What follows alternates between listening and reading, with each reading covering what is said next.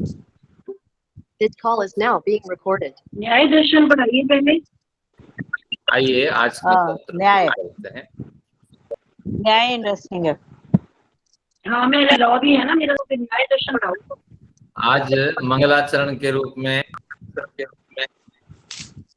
यह आत्मदा बलदा मंत्र लेते हैं।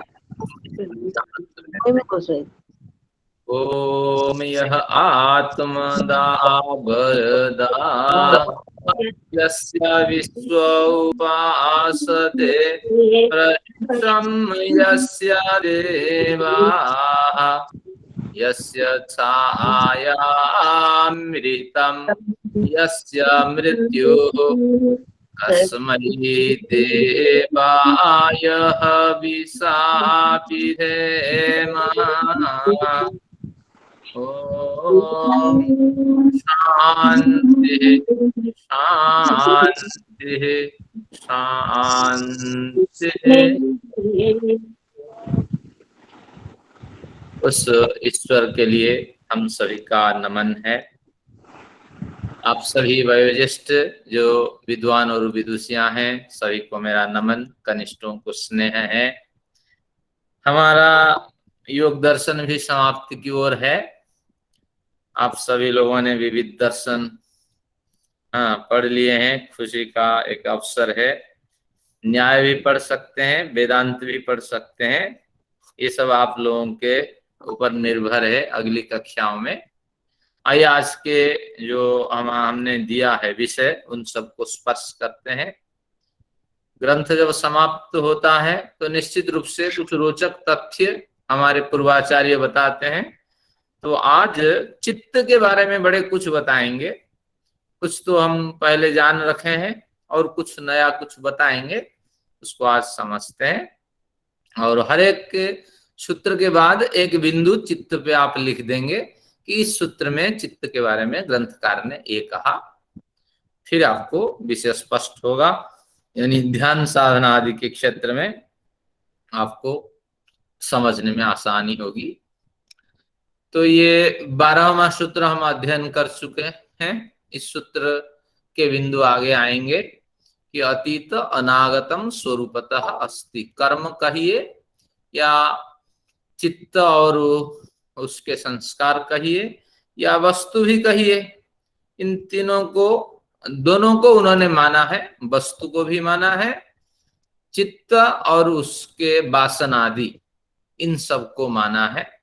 तो अतीत अनागतम, अतीत यानी जो व्यतीत हो चुका है, और अनागत जो अभी आया नहीं भविष्य है, उनका स्वरूप विद्यमान होता है।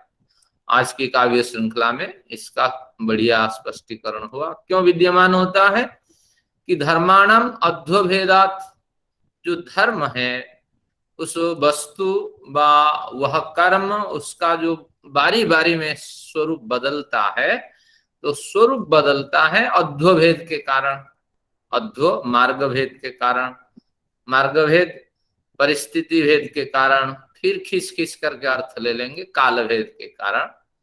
उन धर्मों की विविध स्थितियां काल भेद के कारण, परिस्थिति भेद के कारण, अवस्था भेद के कारण विविध स्थितियां देखी जाती है। तो इसीलिए उन पदार्थों में विद्यमान जो धर्म है, ये विविध कालों को प्राप्त कर भिन्न भिन्न, कभी अतीत कभी अनागत, इस तरह ये पदार्थ देखे जाते हैं। इस तरह हमने अध्ययन किया था। इसी के अगले सूत्र का भी हमने अध्ययन कर लिया था। ते व्यक्त सूक्ष्मा गुणात्मान। तो जहां आत्मन शब्द होता है, मैं हमेशा कहता हूं स्वरूप वहां लगाना। ये सब गुण के स्वरूप हैं। कौन कौन? यहाँ ते की जगह एरो लगा कर लिख दीजिए। ये कौन है ना? ये नंबर 1 कर्म, नंबर 2 चित्त, नंबर 3 वासना, और कर्म चित्त वासना नहीं, कर्म कर्म है और दूसरा वस्तु है। तो आदि शब्द लगा करके फिर पुल्लिंगवाची इसको बना देंगे ते के लिए। तो कर्म वस्तुआदय आदि से विविध परिप्रेक्ष्य में ये जो चित्त आदि है ये भी तो प्रवाह से नित्य है, काफी दूर तक ये चलते हैं साथ में। सूर्य भी तो प्रवाह से नित्य है, काफी दूर तक साथ में चलता है। तो साथ में चलने वाले जो पदार्थ होते हैं काफी दूर तक हमारे साथ रहते हैं, तो उनको भी हम व्यावहारिक नित्य संज्ञा देते हैं। तो ते कर्म वस्तु आदय, ते का मतलब है चित्त, वासना, वस्तु, कर्म इत्यादि जो है ये सब व्यक्त सूक्ष्म, कभी व्यक्त होते हैं कभी सूक्ष्म होते हैं। सूक्ष्म के दो स्वरूप है, अतीत हो गए तो अनभिव्यक्त सूक्ष्म है, भविष्यत हो गए तो वो भी नहीं दिखाई पड़ते हैं और सूक्ष्म है। तो अतीत और भविष्यत धर्म के साथ और वर्तमान धर्म के साथ ये सब गुण स्वरूप ही हैं। आखिर में ये गुणों में छिप जाते हैं। आज बढ़िया काव्य श्रृंखला अनुराधा जी की रही इस पर कि किस तरह प्रलय में ये सारे गुण रूप में विद्यमान रहते हैं। फिर जब सृष्टि की उत्पत्ति होती है और नियत समय पर ईश्वर सृष्टि को बनाता है, तो समय आने पर फिर योग्य आत्माओं को उनके फल देने के अभिप्राय से फिर वो सृष्टि को उत्पन्न करता है, यानी ईश्वर कंपन उत्पन्न करता है। उसमें आश्रित जो पदार्थ है वो धीरे धीरे चारों ओर विखंडित हो जाते हैं, चारों ओर फैलते हैं, फिर अस्मिता, महत्त्व, अहंकार आदि को प्राप्त करके फिर सृष्टि को बड़े लंबे समय के बाद फिर सृष्टि को सक्रिय रूप प्रदान करते हैं। आचार्य जी गुण रूप में रहते हैं इसमें प्रलय काल में या अव्यक्त रूप में रहते हैं? हाँ, गुण को अव्यक्त कहते हैं। तो ये सूक्ष्म हुआ। हाँ, ये सूक्ष्म बन करके रहते हैं। अतीत में भी वो सूक्ष्म बन कर रहते हैं, भविष्य में भी सूक्ष्म रहते हैं। गुण स्वरूप में यानी मूल स्वरूप में, प्रकृति के मूल स्वरूप में ये विद्यमान रहते हैं। आचार्य जी कविता में मैंने वो महत्वपूर्ण अहंकार नहीं लिखा क्योंकि हम पहले बहुत बार लिख चुके थे पहले, इसलिए। हाँ, कोई बात। आज बढ़िया लगी आपकी कविता, हमेशा तो बढ़िया लगती है, ऐसा कौन सा अवसर है अच्छा ना लगे। आचार्य जी। हाँ जी बिल्कुल। मैं ये मुझे ना थोड़ा मैं 2 मिनट लेट हो गई ज्वाइन करने में। मुझे ना पिछले पेज पे पेज नंबर 317 पे जो 4 नंबर सूक्त का सबसे नीचे वाले पैरे में लिखा हुआ है ना कि इस सूत्र में योगी अपने चित्त को शरीर से बाहर निकालकर अन्य प्राणी के शरीर में प्रवेश करता है, ऐसा लिखा है। ये कुछ पैराग्राफ ना मुझे क्लियर नहीं हुआ, समझ नहीं आई मुझे ये वाली बात। तो फिर आगे पढ़ेंगे, फिर उसका निषेध किया होगा चित्त योगी। आपने वहीं तक पढ़ के फिर वहीं रुक गए। अच्छा। आगे पढ़ेंगे फिर उसका निषेध करेगा कि ऐसा संभव नहीं है। और चित्त तो आत्मा के साथ जुड़ा रहता है, चित्त निकल जाएगा तो आत्मा भी निकल जाएगी। हाँ जी। आत्मा जिस शरीर को एक बार छोड़ दी दोबारा फिर उसको ग्रहण नहीं करती है, क्योंकि सिस्टम होता है। अल्पज्ञ जीवात्मा अपने हिसाब से कहीं नहीं जा सकता, निकलेगा तो सारे सिस्टम लेके निकलेगा, सॉफ्टवेयर भी और डिवाइस भी सब लेके। तो इस तरह तो इस सूत्र का भी हमने अध्ययन कर लिया था। हाँ, कि ये सभी गुण रूप में विद्यमान रहते हैं। व्यक्त में भी गुण है, अव्यक्त में भी गुण है। व्यक्त में गुणों का जो कार्य स्वरूप है उसमें, और अव्यक्त में गुणों का जो कारण स्वरूप है उसमें। तो ये बढ़िया सूत्र हमने अध्ययन कर लिया था। गुणों के जो परम रूप है, सूक्ष्म रूप है, वो दृष्टिपथ में नहीं आता है। और जब गुणों के सूक्ष्म रूप परम रूप दृष्टिपथ को आ जाता है और माया जैसे सामने आ जाने पर हम माया पे हावी हो जाते हैं, माया को, अविद्या को हटाने के लिए प्रयत्न करते हैं, तो माया के समान वो परम रूप धीरे धीरे विनाश को प्राप्त कर जाता है, सुतुच्छ हो जाता है, अतिशय तुच्छ हो जाता है साधक के समक्ष। क्योंकि साधक उसको जल्दी ही खत्म कर देता है कि अगर सत्वगुण अधिक है तो उससे भी ऊपर चलना है, रजोगुण तमोगुण तो आने नहीं चाहिए। तो ये साधक के अभिप्राय से, और हमें गुणों का स्वरूप पता लगने पर भी हम चाहेंगे कि यही तो बढ़िया है, यही तो जिंदगी है। हमारे लिए सूत्र नहीं है, एक साधक के लिए एक सूत्र है। तो इसलिए लिखा है शास्त्रानुशासनम। अनुशासन यानी उपदेश। शास्त्रों का उपदेश किनके लिए होता है? अथ योगानुशासनम। अथ यानी अनंतर, अनंतर का मतलब है कि अधिकार सिद्ध हो जाने पर, जो अधिकार रखते हैं विविध शास्त्रों के बारे में और जो नए शास्त्र पढ़ने में रुचि रखते हैं, ऐसे अधिकार सिद्ध व्यक्तियों के लिए ये उपदेश है। और सामान्य व्यक्ति के लिए गुणों का ज्ञान होने पर भी कुछ नहीं है जो गुण है, मैं जैसा हूं ऐसा हूं, बदलना क्या है, इसी से काम चल रहा है। आपको अगर और कहीं बढ़िया मिलता है तो वहां आप लगिए, मुझे क्यों उपदेश देते हैं। तो ये सामान्य व्यक्ति की परिभाषा होती है। चलिए, ये अध्ययन का विषय पिछली कक्षा का था। एक वो आता है ना जो बाल नहीं हो, और बाल के लिए आता है वो एक श्लोक है, उसमें याद नहीं आ रहा, जिसमें कि जिसको मीमांसा व्याकरण वगैरह का ज्ञान होता है। हाँ, तो बढ़िया है।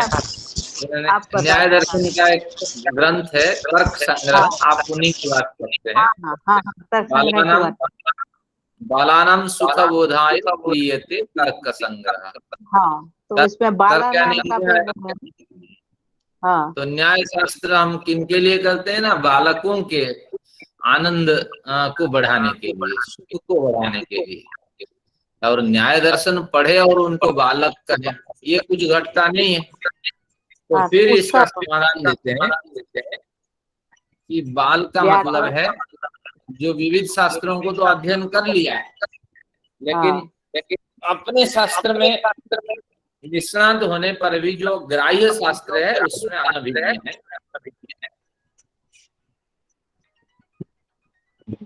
इसके लिए भी एक श्लोक है पूरा, है ना, वो है ज्ञान मीमांसा व्याकरण है। चलिए बाद में देख लेंगे। मैं कुछ बोलूं आचार्य? बहुत शोर आ रहा है, विचार रखें। बहुत शोर आ रहा है, कुछ सुनाई नहीं आ रहा, बहुत ही शोर आ रहा है। अपना माइक प्लीज बंद करो। हाँ, मेरा फोन आ गया इसलिए मैंने बंद कर दिया। हाँ जी, कुछ सचदेवा साहब कह रहे थे। अभी भी शोर आ रहा है, बहुत कुछ सुनाई नहीं आ रहा। आवाज आ रही है या नहीं? बोलूं जी? हाँ जी, बोलिए। अच्छा, आपने जो ते बताया, ते का मतलब है कि कर्म और पदार्थ, यानी कि कर्म जो हम करते हैं, तो जो व्यक्त रूप में कर्म होते हैं वो तो हमें सामने प्रकट हो ही जाते हैं, और जब अप्रकट होते हैं सूक्ष्म रूप में तो वो हमारे संस्कार बन जाते हैं और वो आत्मा के साथ रहते हैं। तो इसी प्रकार हमें शायद समझना चाहिए कि जो अप्रकट रूप में कर्म है वो तो आत्मा के साथ रहते हैं, और जो पदार्थ के जो अप्रकट हैं, जो पदार्थ के, वो हो गए सत रज तम, क्योंकि पदार्थ तो त्रिगुणात्मक है, तो वो सत रज तम में रहते हैं, ऐसा एक योगी को मानना चाहिए। तो बिल्कुल, मैं यही अभिप्राय समझ पाए हैं। बिल्कुल, आप उच्च कोटि के अध्येता हैं, इसलिए विषय आप बढ़िया खोल दिए। बिल्कुल उनका अभिप्राय यही है, केवल वस्तु नहीं, यहाँ कर्म भी होगा, चित्त भी होगा, और वस्तुओं का भी ग्रहण होगा साथ में, और क्या है, वासनाओं का भी यहाँ कथन है। तो ते से ये अभिप्राय, ते व्यक्त सूक्ष्मा गुणात्मान, इस सूत्र का उन्होंने अर्थ बढ़िया समझाया। चलिए, ये तो अध्ययन कर लिए थे, अब कुछ नया आज से अध्ययन करेंगे। फिर वासना संस्कार है ना, फिर ये चित्त में और जो वासना संस्कार, अब मुझे समझ में अच्छे मन में बैठ गया मेरे। हाँ, तो अगर है कर्म तो फिर वासना उत्पन्न होंगे, कर्म है तो संस्कार होगा, उसकी अगली लिंक होगी उसकी। इनका डिफरेंस पहले मतलब मन में अच्छे से बैठ गया आप मेरे। बिल्कुल, तो वासना कहिए, उससे ही खींच करके संस्कार, संस्कार से फिर कर्मांश, इस तरह आते हैं। वासना विचार को कहते हैं। ये सूक्ष्म लिंक है, आपने लिंक दबाया आप कनेक्ट हो गए हमारे साथ, तो वासना वो लिंक है, कनेक्ट करा हमारे सूत्र। चलिए, आज से 14 से अभी चलेंगे 25 तक। ये वस्तु शब्द को समझाइए। माइक पर किसी का शोर आ रहा है, सुनाई नहीं आ रहा कुछ। सभी लोग माइक बंद कर दीजिए। हाँ, अभी वस्तु तत्व तक आएंगे। हाँ, सभी लोग माइक बंद कर दीजिए, जब जिसको प्रश्न करना होगा वही माइक खोले। आइए, अब अभी 14 से 25 चलेंगे, कोई बड़ी चर्चा है नहीं, लेकिन रोचक चर्चा है। परिणामिकत्वाद वस्तु तत्वम। हाँ, अब इसमें क्या है कि एक वस्तु तत्व के रूप में कर्म हो, या कर्म को छोड़ दीजिए, और वस्तु हो, पदार्थ हो जो आज कुछ दिखाई पड़ता है तो उसको भी ले लीजिए। कर्म हो तो कर्म का भी एक वस्तु तत्व स्वरूप होगा, लेकिन कर्म जो होता है वह आत्मा के साथ चिपकने के कारण तो आत्मा से इनका संबंध होता है, और वो प्रलय में भी आत्मा के साथ चिपक के रहते हैं। तो इसलिए त्रिगुणात्मक सृष्टि से इनका कोई लेना देना नहीं होता है। एक सृष्टि तत्व अलग है, हमारे कर्म हुए, कर्म इन सत्व रज तम गुणों से भी सूक्ष्म होते हैं, और ये लेकिन ये है प्रकृति रूप है। ये जो कर्म ये भी प्रकृति रूप होते हैं, और ये लेकिन प्रकृति के बड़े सूक्ष्मतम तत्व होते हैं। आत्मा के साथ इनका संबंध होता है, आत्मा के साथ ये चिपके हुए होते हैं, आत्मा इनको छोड़ती नहीं है। तो इनका एक अलग वस्तु तत्व का मतलब है सामुदायिक संगठनात्मक स्वरूप। अभी उर्मिला मैडम कह रही थी वस्तु तत्व क्या है। वस्तु तत्व का मतलब संगठनात्मक स्वरूप, इनकी एक संगठना बनती है, इनका एक संगठन बनता है। तो परिणामिकत्वात् सारी सृष्टि में जो कुछ दिखाई पड़ रहा है, इनका जब परिणाम होगा, परिणति होगी, इनका अंतिम परिणति होगी, अंतिम परिवर्तन होगा, तो किस रूप में होगा? मन में प्रश्न उठा, लेखक के मन में प्रश्न उठा, तो उन्होंने इसका समाधान दे दिया कि निश्चित रूप से परिणाम तो होगा। अगर परिणाम होगा तो परिणामिकत्वाद वस्तु तत्वम, परिणाम एकत्वात्, परिणाम में ये एक ही होंगे। एक ही वस्तु तो तीनों गुणों में परिवर्तित हो करके, तीनों गुणों का एक ही संगठन तो कार्य जगत को प्राप्त करके ये फैले हुए थे। तो है तो आटा तो है ही, उसमें पूड़ी बनाया जाए या केक बनाया जाए या कई तरह के आटे से बनाने वाली चीजें बनाई जाए, तो है तो वो आटा ही है। तो इस तरह इनका कहना है कि इनका परिणाम एक समुदाय में ही बंट जाना होता है। तो इसलिए ये एक वस्तु तत्व है, एक संगठनात्मक स्वरूप है। तीनों चीजें मिलकर के एक स्वरूप धारण कर लेती हैं। और इनमें आत्माएं जो हैं, आत्माओं को वायु रनिलम आदि शब्द से अभौतिक पदार्थ कह दिया गया। आत्माओं के अंदर चित्त के जो अविद्या आदि संस्कार हैं, ये भी प्रकृति के स्वरूप हैं, क्योंकि जो हट जाता है, नष्ट हो जाता है, वो इन्हीं सत्वरजतम गुणों के स्वरूप हैं। लेकिन आत्मा इनको छोड़ती नहीं है, क्योंकि आत्मा अपनी ऊर्जा के साथ इनको दबोच रखती है, और ये आत्मा का एक अलग इकाई है, ईश्वर में निवास करती है। और ये जो संगठनात्मक प्रकृति का जो स्वरूप है, ये एक अलग, वो परमेश्वर में निवास अलग से करता है। यानी एक मंत्र आता है वेद में, मैं विस्मरण कर रहा हूं मंत्र, उसमें यही कहा गया कि तीन तत्व आपस में घुले मिले हुए होते हैं। ईश्वरीय तत्व में प्रकृति तत्व और जीवात्म तत्व विद्यमान होते हैं। तो तात्पर्य ये देखा जाए कि ईश्वरीय तत्व में पहले सूक्ष्म होने के कारण जीवात्म तत्व वहां पहले विद्यमान रहेगा, और जीवात्म तत्व के पास या उसके ऊपर आवरण में ये प्रकृति तत्व आश्रित कर जाता है। तो इस तरह ये तीनों तत्व सूक्ष्मता के कारण ईश्वर में आश्रित होते हैं, कभी भी ईश्वर में इनका विलय नहीं हो सकता। तो ये शंकर के जो सिद्धांत है वो भ्रांति है, क्योंकि सूक्ष्म जो वस्तु होती हैं वह स्थूल वस्तुओं में विलीन नहीं हो सकती, और परमात्मा अतिशय सूक्ष्म वस्तु है, वो स्थूल वस्तुओं को ग्रहण ही नहीं कर सकती, क्योंकि स्थूल वस्तुएं विघटित होती ये स्थूल वस्तुएं सूक्ष्म तो बन नहीं सकती, ईश्वर जैसे सूक्ष्म या जीवात्मा जैसे सूक्ष्म। तो इसलिए उस परम सूक्ष्म में, आकाश में हम आश्रित हो सकते हैं, हम आकाश नहीं बन सकते। हम वायु में आश्रित हो सकते हैं लेकिन हम वायु बन नहीं सकते।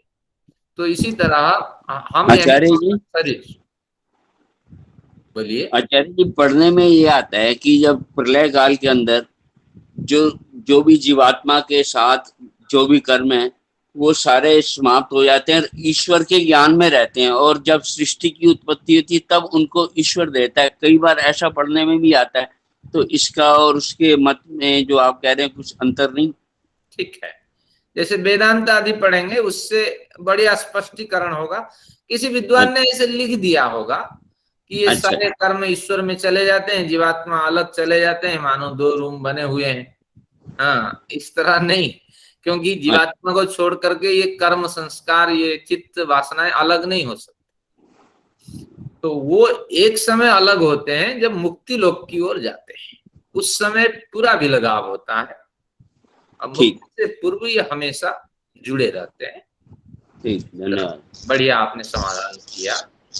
ये जो ये हम वाला ये सूत्र पढ़ रहे हैं, तो वैशेषिक में ही यही जो है थ्योरी है कि परमाणुओं के समुदाय से ही कोई चीज़ देखी जाती है, तो परमाणु अवस्था में कोई चीज़ दिखती नहीं। तो ये उसका समूह होने से तभी ये जो है वो जब वो पिंड बन जाता है या परमाणुओं का संघात, परमाणु जब इकट्ठे हो जाते हैं तो तभी हम इस चीज को देख सकते हैं। जब द्विणुक, त्रिणुक, चतुरणुक आदि बनते हैं तभी ये दृष्टि पथ में आते हैं, अन्यथा नहीं आते हैं। प्रेमी से छोटे जो अणु होते हैं वो नजर नहीं आते। महत्व परिणाम जब होगा तब रेणु में ही महत्व परिणाम होता है, तभी आंखों से दिखती, उससे नीचे की चीज नहीं दिखती। बिल्कुल यही कुछ और सचदेवा साहब कह रहे थे ताकि हमारे श्रोताओं को लाभ हो। अभी आप पढ़ के आए हैं, इनकी रुचि जागे। चलिए अभी देखिए, तो परिणामिकत्वाद वस्तु तत्वम, तो इस तरह संगठनात्मक स्वरूप को प्राप्त कर लेती है हर पदार्थ, हर वस्तु पदार्थ प्राप्त कर लेता है। तो सबका परिणाम होता है, और परिणाम यानी जो वर्तमान स्थिति है उस स्थिति से शरीरांतर है, रूपांतरण है। इनका तो विनाश होता ही नहीं है, जीवात्मा का विनाश होता ही नहीं है। केवल क्या होता है ना, अवस्थांतर होता है। एक अवस्था शरीर को छोड़ करके फिर दूसरे शरीर में उसका आश्रय होता है, या अगर शरीर नहीं मिलता तो परमेश्वर में आश्रित होता है। और प्रकृति विविध परिणामों को प्राप्त करके धीरे धीरे सूक्ष्म होती जाती है, फिर समय आने पर विस्तृत हो जाती है। तो इस तरह मोक्ष में कर्माशय प्रभु के आश्रित रहता है, मोक्ष में कर्माशय फिर अलग हो जाता है तो प्रभु के आश्रित रहता है, प्रभु के आश्रित, प्रलय में नहीं रहता। इतना ही भेद है इसमें। चलिए अब देखते हैं, तब केवल बनता है ना, केवल को कैवल्य मिलता है। तो प्रलय में आत्माओं के साथ ही रहता है ना। हाँ, यही सिद्धांत है। आगे देखते हैं 15वां सूत्र। तो ऊपर सूत्र में हमने क्या पढ़ा कि हर वस्तु का परिणाम होता है, और वह परिणाम फिर अपने संगठना को यानी एकत्रीकरण को वह परिणाम प्राप्त कर लेता है, वस्तु अतिशय सूक्ष्म हो जाते हैं। तो ये इस तरह कथन है। अब क्या कहते हैं, यहाँ से उस चित्त की बात करते हैं। चित्त में भी यही चीजें हैं। चित्त अभी मन बुद्धि चित्त अहंकार के साथ विद्यमान है, चित्त का भी परिणाम होगा। यानी जब चित्त के अंदर विद्यमान जो 24 तत्व है, मैंने कहा था क्या क्या 24 तत्व है, एक तो 10 प्राण है इसके अंदर, और 5 इसके सूक्ष्म भूत हैं, ये 15 हो गए। मन बुद्धि चित्त अहंकार ये 4 है, 19 है। और 19 के बाद और क्या इसके अंदर है कि 5 ज्ञानेंद्रियां हैं। तो ये जब 5 ज्ञानेंद्रियां मिल जाए, 9 4 13 और कुछ एक है, 24 तत्व। एक बार फिर काउंट करते हैं, इसमें 5 ज्ञानेंद्रियां, 24 हो गए, 14 हो गए, 24 हो गए। हाँ जी, 10 प्राण है, 5 भूत तत्व है, 15 हो गए, और ये 4 अंतःकरण के आपने 19 और 5 ज्ञान इंद्रियां, 24 हो गए। ये 24 तत्व है। तो ये 24 तत्व जो चित्त का है, फिर इनका जब परिणाम होता है, यानी ये जब कार्य करना बंद कर देते हैं, अभी कार्य करते हैं, हम व्यवहार करते हैं, बात करते हैं, तो ये कार्य करना बंद कर देते हैं, फिर इनका संघात बन जाता है, वस्तु तत्व में बदल जाते हैं, एक यूनिट के रूप में ये आ जाते हैं। फिर नए शरीर आने पर फिर इनका क्रियान्वयन होता है, यही इनका कथन है। तो ये चित्त का स्वरूप है, परिणाम न होने पर ये सब यूनिट बन जाएंगे। कर्म का भी यही स्वरूप है, और किनका स्वरूप है? वस्तुओं का यही स्वरूप है। अब धीरे धीरे ये वस्तु और कर्म, चित्त सभी को ले लेकर के अपने सिद्धांत देंगे। अब देखिए, वस्तु साम्य चित्त भेदा तयोर विभक्त पंथा। एक मन में प्रश्न उठा, उन्हीं ग्रंथकार के मन में, उन्होंने पूर्व पक्षी के रूप में इस प्रश्न को रखा, अगर कोई पूछे कि सब कुछ तो एक ही है, एक ही बन जाता है, तो चित्त भी एक ही बन जाता है, वस्तु भी एक ही बन जाती है, तो फिर चित्त में और वस्तुओं में भिन्नता का कथन क्यों होता है? देखिए, ये आटा है, ये बेसन है, ये सूजी है, और ये घी है, ये फलाना है, ये हमारे सचदेवा साहब है, ये खन्ना साहब है, इस तरह ये भेद क्यों होता है? अब सब कुछ, मान लीजिए प्रकृति का सब कुछ एक स्वरूप है, तो उसी स्वरूप में हजार तरह के भेद होते हैं, ये क्यों होते हैं इस तरह? तो वो कहते हैं, बिल्कुल बढ़िया स्पष्टीकरण कर देते हैं, वस्तु साम्य, वस्तुओं में समता होने पर भी चित्त भेदात, चित्त में भेद होता है। चित्त चित्ति संज्ञान है, जिससे ज्ञान होता है, अनुभव होता है, और जो समझ होती है, तो समझ में क्यों भी भिन्नता दिखाई पड़ती है? तो ये जो पंक्ति कही, तयोः विभक्त पंथा, तयोः का मतलब उन दोनों में भिन्नता देखे जाने से, दोनों में भिन्नता होती है। किन दोनों में? वस्तुओं में और चित्त में, अपनी समझ में और अपने चित्त वस्तुओं में, इन दोनों में भिन्नता होने के कारण भिन्न भिन्न कथन होता है। जिसकी समझ नहीं है, वो हाथी को देख करके, जब कभी हाथी देखा ही नहीं है किसने, तो कहेगा अरे क्या है, बैल जैसा बहुत बड़ा व्यक्ति है, उसकी समझ है नहीं।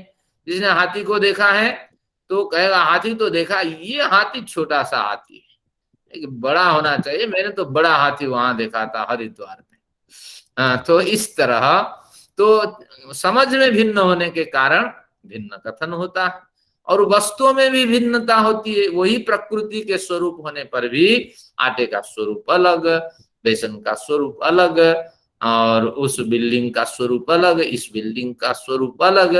तो इसलिए तयोः का मतलब उन दोनों में, उन दोनों में, किन दोनों में? वस्तुओं में और चित्त में, इन दोनों में।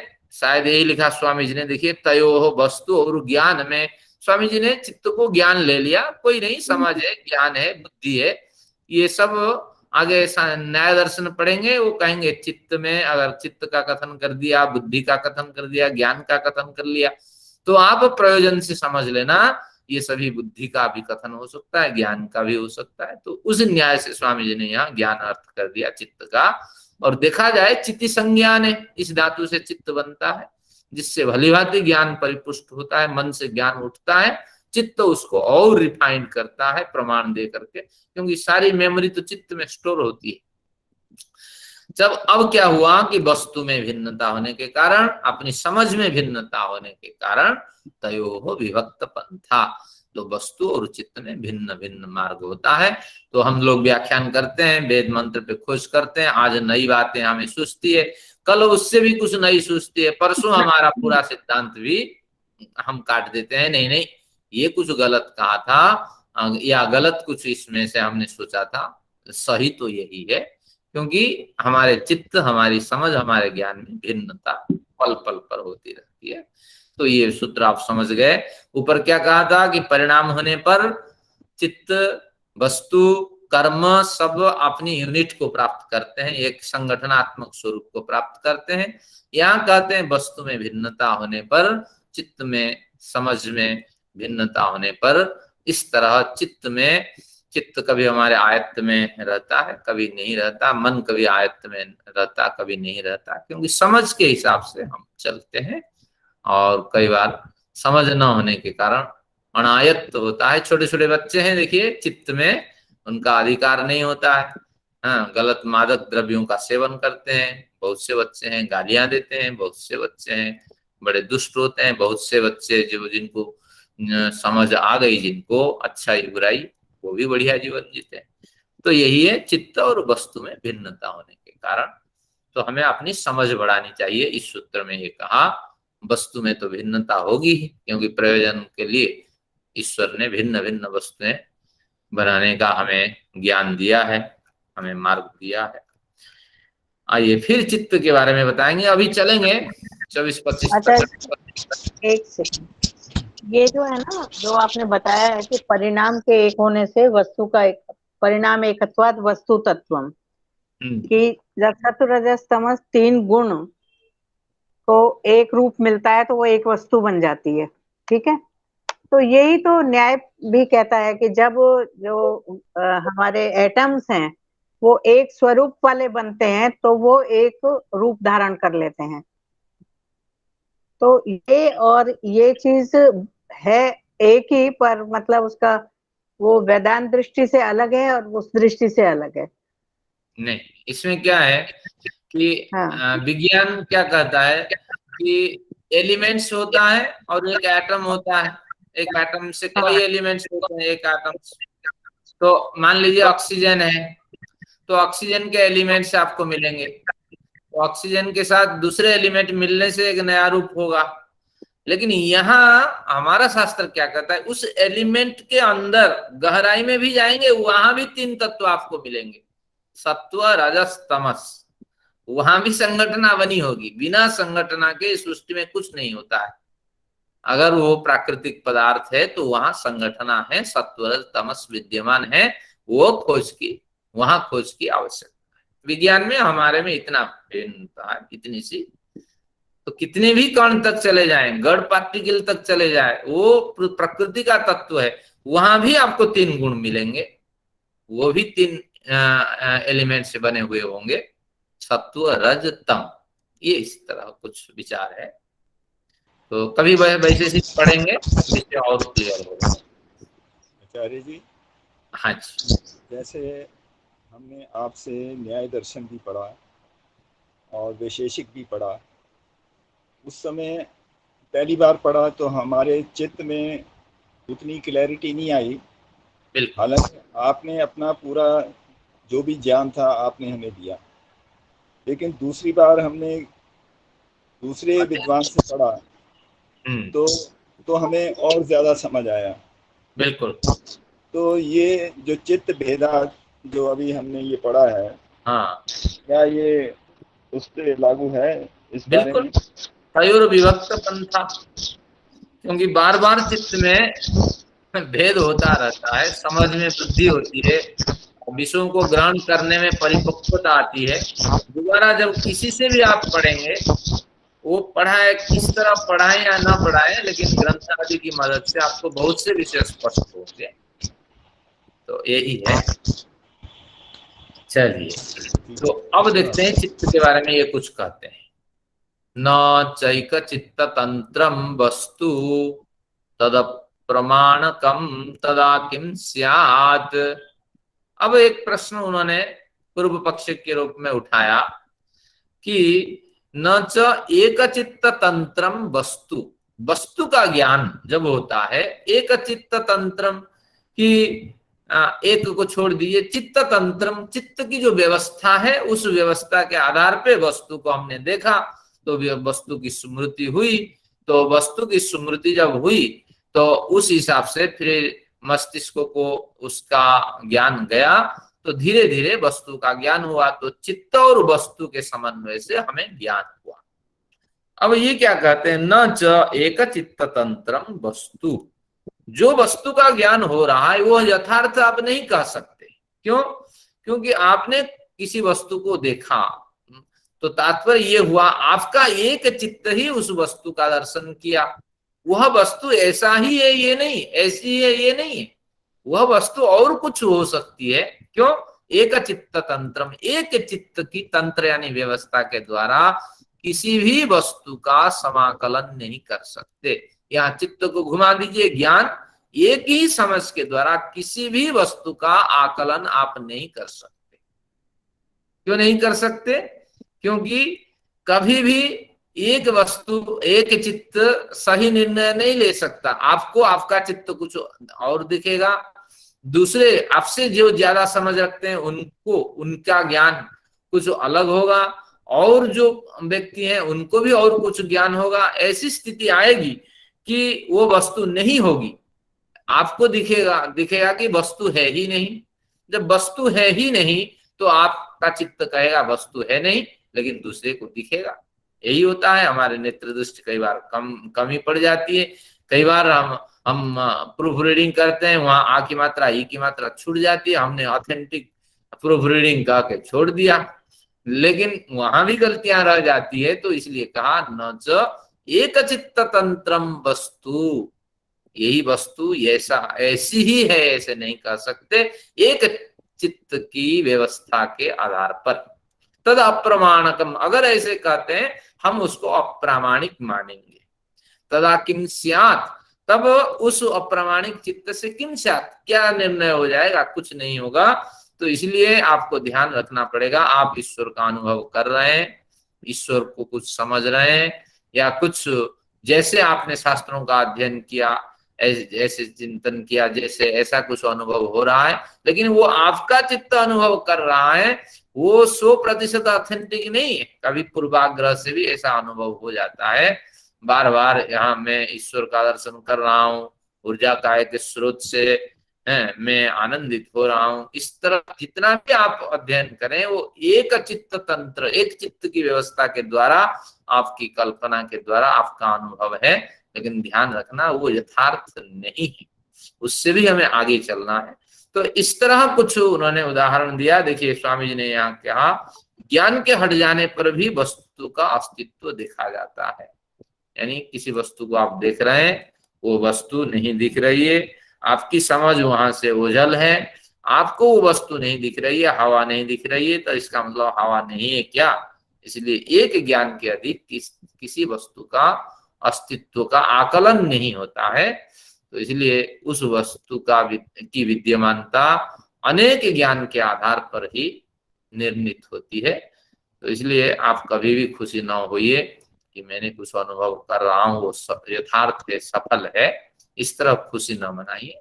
धीरे धीरे यही जो अनुभव है आपका और प्रौढ़ होता जाएगा। तो फिर आपके व्यवहार में, कर्म में, जब ये सारे क्षेत्र में आपके जो अनुभव है उतरेंगे, और उससे उत्पन्न जो निष्ठा है, जो श्रद्धा है, और जो विलक्षण भावनाएं हैं वो उत्पन्न होगी, तो फिर आपको अनुभव होगा। लेकिन कई बार बिजली की कौन सी एक अनुभूति होती है, तो उससे भी हम खुश हो जाते हैं। कई बार हमें ऐसे भी लगता है कि ध्यान साधना लगाते लगाते कोई आके हम मुझे पुकार रहे हैं कि आ जाओ आ जाओ, बाहर चलते हैं घूमने के लिए। कई बार होता है कि जल्दी सो जाओ, रात को जब हम मेडिटेशन करते हैं, तुम थके हुए हो, मैं तुम्हारा साथ दे रहा हूँ, इस तरह का कुछ अनुभव होता है। तो इससे ये एक चित्त तंत्र की व्यवस्था है, सत्य नहीं है। इस तरह उन्होंने हमें बताया। कई बार चित्त भी हमें धोखा दे देता है, तो इसलिए हमें सजग रहना चाहिए। अब आगे बढ़ते हैं। जैसे उदाहरण है, हमारे ये खन्ना साहब ने एक बार कहा कि आप, उन्होंने ध्यान लगाया और मेरा दर्शन हो गया। तो तात्पर्य यही हुआ कि एक चित्त तंत्र है, इससे आगे चलना है। तो ये कुछ इस तरह उदाहरण से आप समझ लेना चाहिए। तद अप्रमाणकम, अप्रमाण को अगर आप सिद्धांत मानेंगे, तदा किम स्यात्, तो उससे क्या लाभ होगा? कुछ लाभ नहीं होगा। अब फिर चित्त के बारे में और कुछ बताते हैं। तो चित्त में ऐसे विचार क्यों उठते हैं कि खन्ना साहब ध्यान लगाएं और आचार्य जी ध्यान में आ जाएं? देखिए कहते हैं,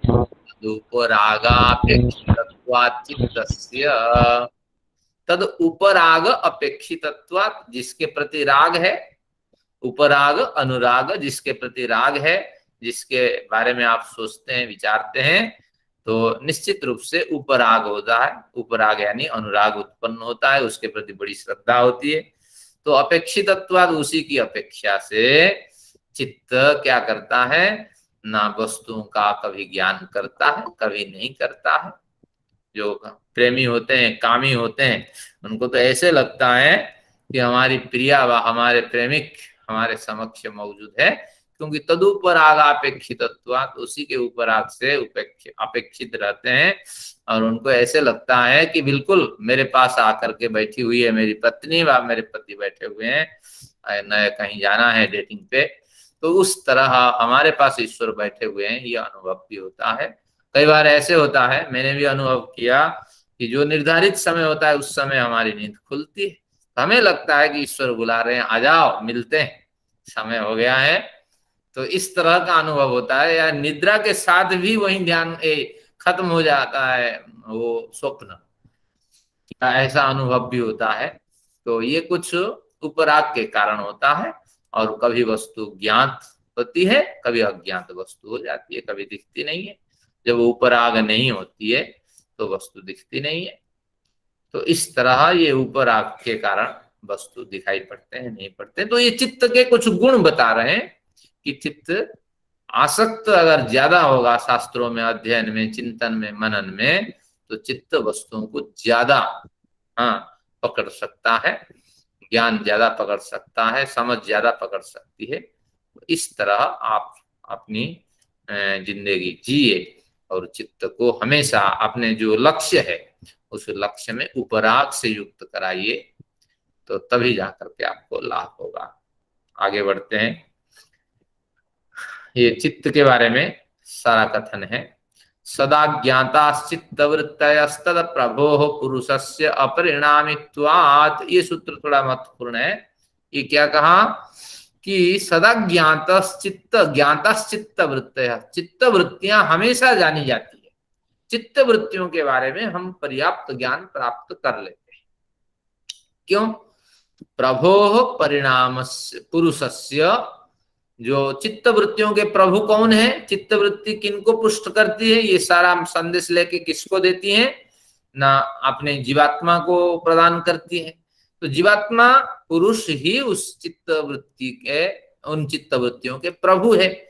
तो जीवात्म पुरुष के द्वारा, जीवात्म पुरुष के उद्देश्य की पूर्ति के लिए व जीवात्म पुरुष के समक्ष, जीवात्मा पुरुष के सामने सदा ज्ञाता चित्त वृत्तयः, चित्त वृत्तियां हमेशा ज्ञात होती हैं। चित्त में विचार उठे और उसके पुरुष, जीवात्म पुरुष उसे न जाने, ऐसा संभव नहीं है। तो इसलिए कहा कि प्रभोः पुरुषस्य, चित्त वृत्ति के जो स्वामी है, मालिक है, तो उस जीवात्म पुरुष के द्वारा उठी हुई चित्तवृत्ति, जागृत हुई चित्तवृत्ति, सक्रिय हुई चित्तवृत्ति हमेशा ज्ञात हो जाती है।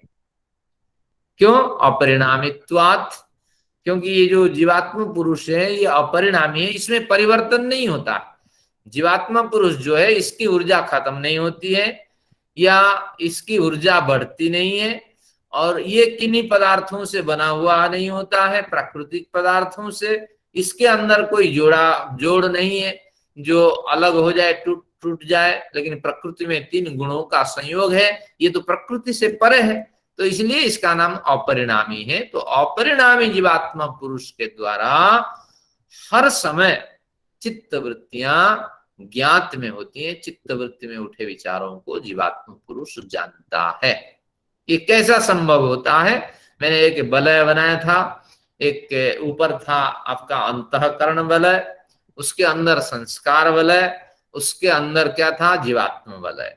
और जीवात्मा वलय अपरिणामी है, जो संस्कार वलय उनको ढक नहीं सकता, लेकिन छाया उन पे डाल सकता है।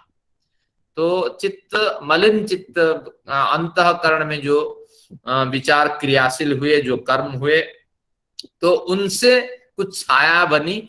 वो छाया जैसे कहते हैं ना, हमारा मंत्र आता है कि सत्यस्यापीतम मुखम हिरणमयेन पात्रेण।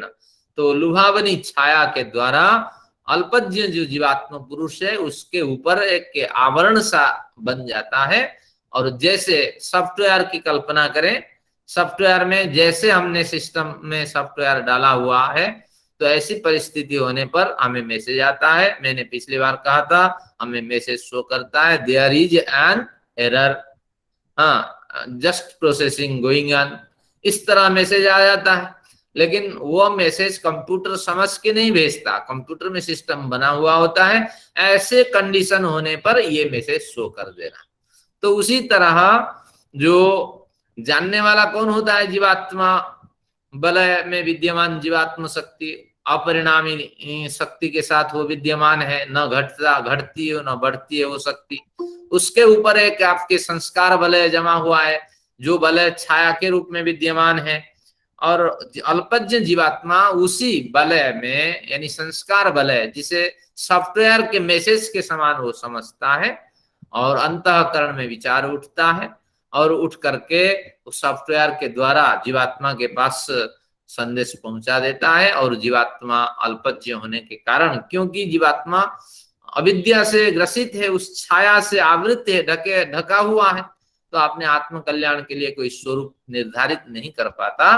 तो ऐसी स्थिति में जीवात्मा उसको प्रोत्साहित करता है, हाँ ऐसे करना है, मच्छर काटता है, तो इसलिए कपड़े पहनेंगे या सुरक्षा लेंगे, ये अलग बात है। पहले तो इसको कुचल डालिए, उसको मार डालिए, नहीं तो जीवित रहेगा, दोबारा आके काटेगा। मैं अपनी परिस्थितियां नहीं बदलूंगा, मैं तो जैसे बैठा हूं, अगर जितने भी आएंगे उतने को मारूंगा।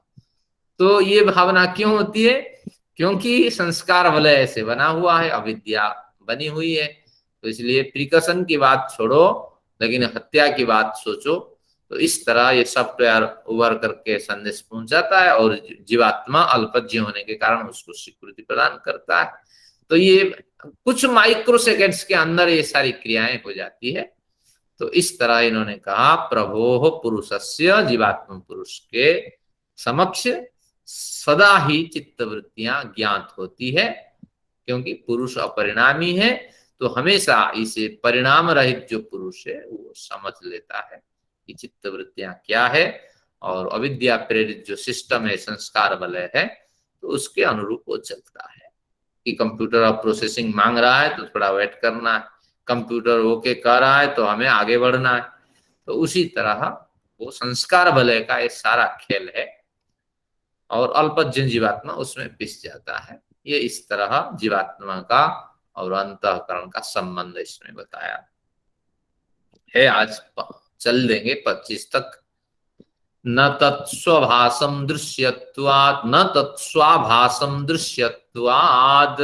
इसमें क्या कहा कि अगर संस्कार वलय के कारण, संस्कार वलय एक सॉफ्टवेयर है, तो उस सॉफ्टवेयर के कारण अगर जीवात्मा शक्ति अल्पज्ञ होने के कारण फंसी हुई है, तो ये संस्कार वलय क्यों जीवात्मा के रंग से रंग नहीं जाता?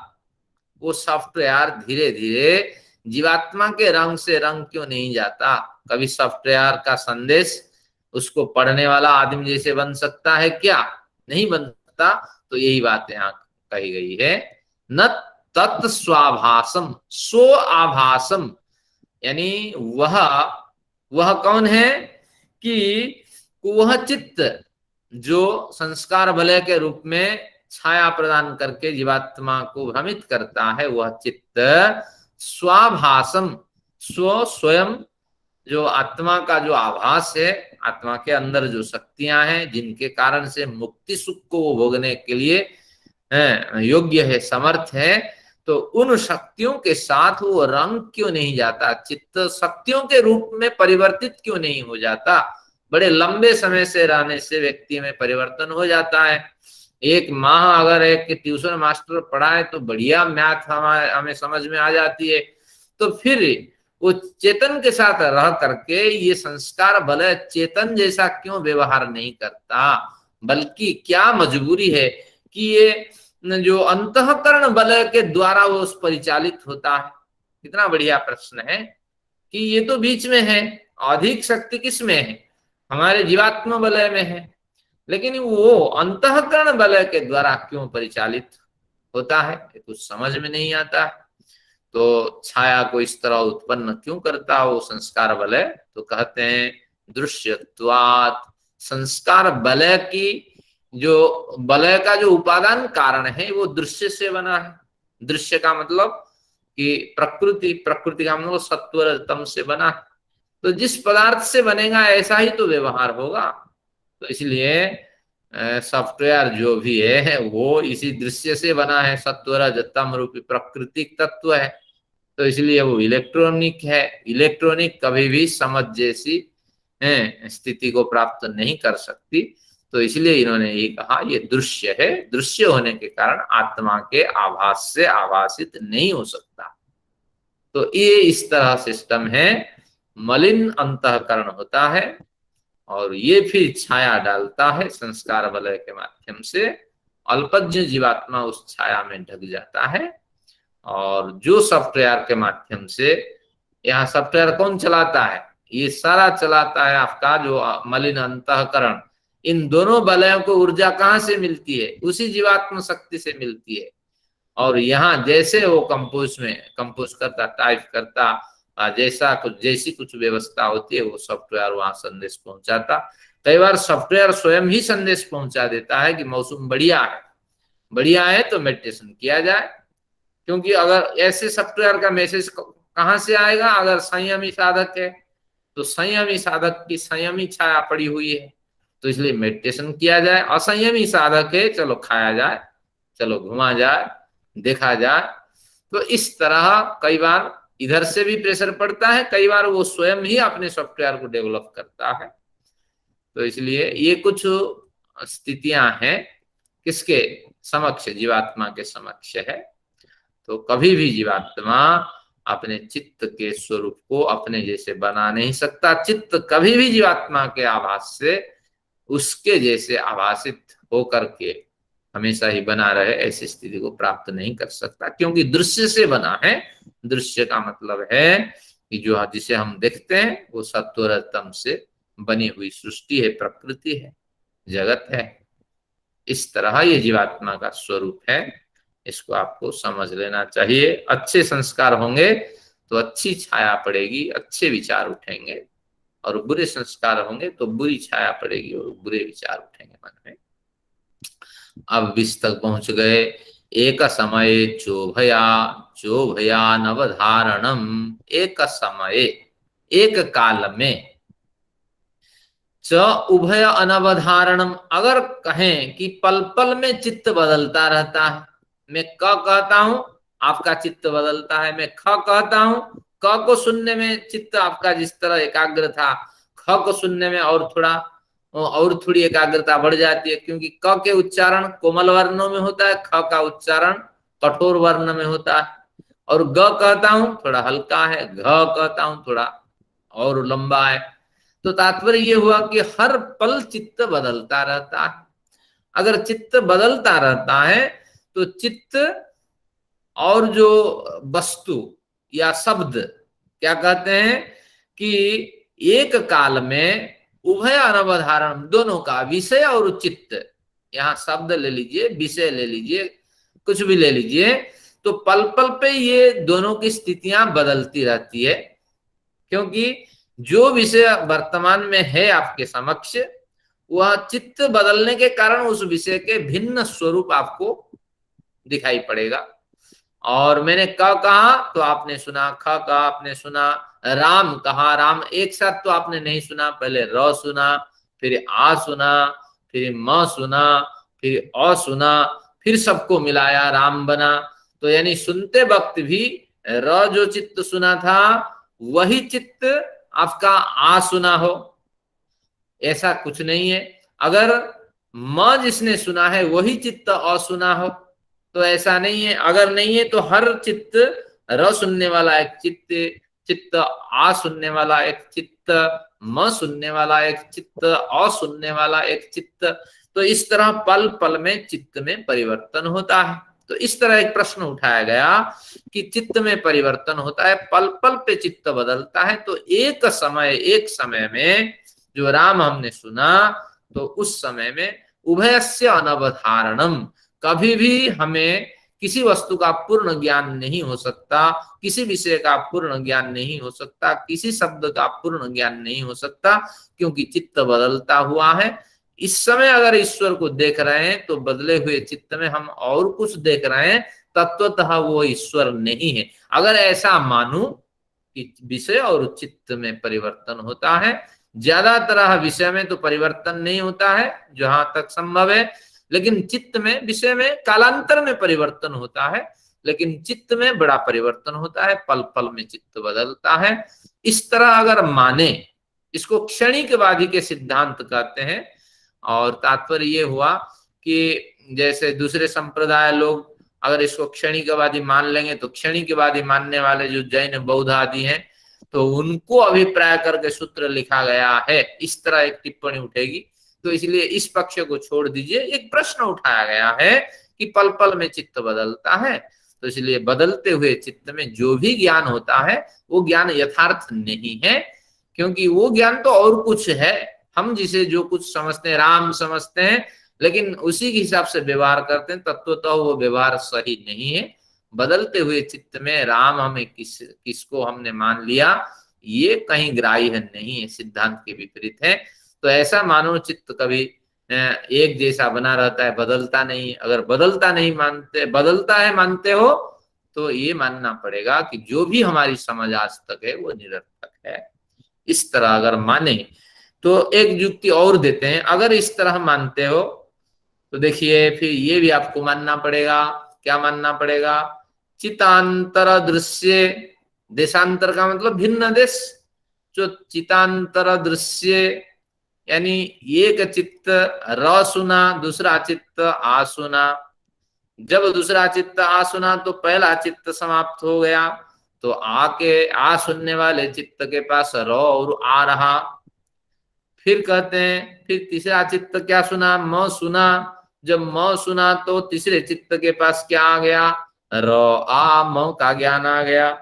और चौथा चित्त सुना जिसको अ समझ में आया, तो उसके साथ उसके पास रा, र, आ, म ये तीनों का ज्ञान आ गया। इस तरह अगर माने चित्तांतर दृश्य, इस दृश्य में, इस समझ में, तो इस क्या है ना, इस परिस्थिति में, दृश्य या परिस्थिति में चित्तांतर को माने, कारण माने, तो बुद्धि बुद्धेर प्रति प्रसंग।